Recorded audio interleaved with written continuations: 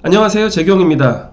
오늘도 추명가 공부해 볼 건데요. 오늘은 추명가 7번째 구절입니다. 먼저 읽어보겠습니다. 해자 연월 갑을일생 해운 말리 나가보고 일주기준 영마지살 그도 조기 떠나산다. 추명가 7번째 구절은 지난 5번째, 6번째 구절에 이어서 지살, 영마살 이런 것과 관련된 내용입니다. 자세히 살펴보면요, 해자 연월이라고 하는 거는 연이나 월에 해나 자라는 글자가 있다는 거죠. 이게 순서가 바뀌어도 상관없습니다. 혹은 하나만 있어도 되고요. 그럴 때 갑을일생, 이제 일간이 갑이라는 거죠. 이럴 경우에 어떤 현상이 벌어지냐면 해운 말리 나가본다, 바다 따라서 멀리까지 한번 떠다녀 본다, 이런 뜻입니다. 자, 그런데 이제 우리가 추명가 6번 구절에 그런 거 있었잖아요. 연월수왕 임계일생 타도타국 살아본다, 이런 구절 있었죠. 잠깐 볼까요? 여기 있네요. 연월수왕 임계일생 타도타국 살아본다, 요런 게 이제 추명가 6번 구절이었잖아요. 근데 이제 7번 구절은 그것과는 좀 다르고요. 이제 일간이 7번 구절에서는 목일간이고 연월에 있는 경우는 이제 수가 있는 거죠. 이 경우에는 이제 목일간 기주에는 인수가 있는 거죠.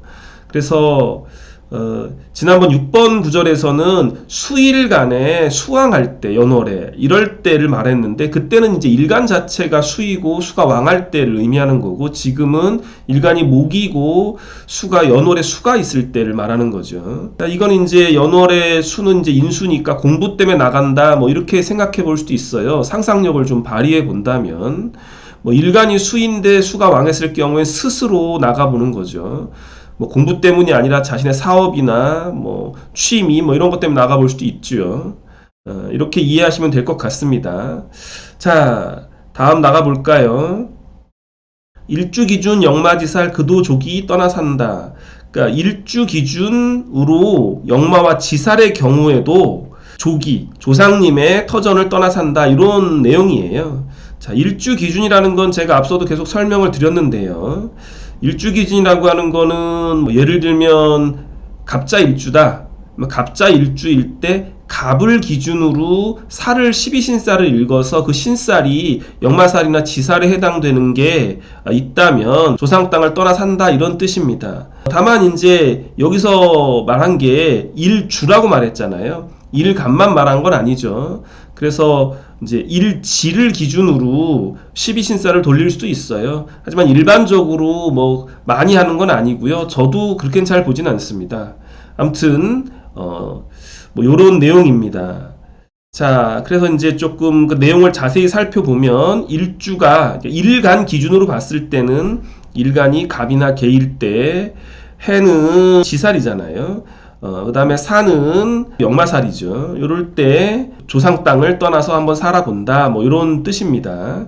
자, 그리고 일간이 병이나 무나 을일 경우에는 인이 지살이고 신이 역마죠. 일간이 경기 정일 때는 사가 지살이고 해가 역마입니다. 일간이 임이나 시인일 때는 신이 지살이고 인이 역마입니다. 이 부분은 학파에 따라 많이 다른 의견이 있다라고 지난번에 이미 설명을 드렸으니까요. 반복하진 않겠습니다. 추명가 6번 파일 참고하시면은 되실 것 같습니다. 간단한 내용이었으니까 내친 김에 추명가 8번까지 같이 공부해 볼게요. 자, 추명가 8번째 구절입니다. 읽어보겠습니다. 역마지살 일주합은 방외차중 출생이요 약불기연 병원 출생 틀림없는 사실이다. 재밌는 한자들이 많이 있죠. 자, 역마지살 일주합, 그러니까 역마살이나 지살이 일주와 합을 하는 경우입니다. 그런 경우에 방외차중 출생이다. 방외차중이라는 것은 방 바깥, 차중은 차 안, 그러니까 집안이 아니라 차 안에서, 운송수단 안에서 태어났다, 이 말이고요. 약불기연, 만약에 정 그렇지 않으면 병원 출생, 집이 아니라 병원에서 출생했을 확률이 매우 높다, 틀림없는 사실이다, 이런 구절입니다. 특별히 어려운 내용은 아니고요. 사실은 이 추명가가 쓰여진 때가 1960년대를 배경으로 하고 있기 때문에 나온 내용입니다. 당시에는 뭐 집안에서 주로 출산을 했으니까 지금 현대에는 주로 병원에서 출산을 하지요. 뭐 이런 상황이 아니더라도 병원에서 대부분 출산하니까 시대의 상황과는 다소 맞지는 않습니다만 역마살과 지살 뭐 이런 단어를 조금 익숙해지시는데 도움은 될 것 같습니다. 자, 일주합에 대해서 조금 알려드리려고 하는데요. 일주합이라고 하는 건 이제 사례를 보면서 설명을 드리겠습니다.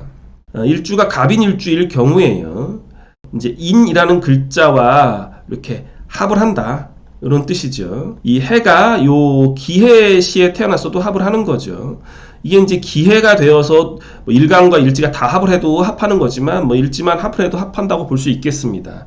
자, 간목일간의 경우에 띠를 위주로 한번 보죠. 띠가 만약에 뱀띠다. 그럼 뱀띠면은 뱀띠의 이제 역마살은 돼지잖아요. 해죠. 그럼 갑인일주의 인과 인해 합하잖아요. 따라서 이 역마지살 일주합에 해당하죠.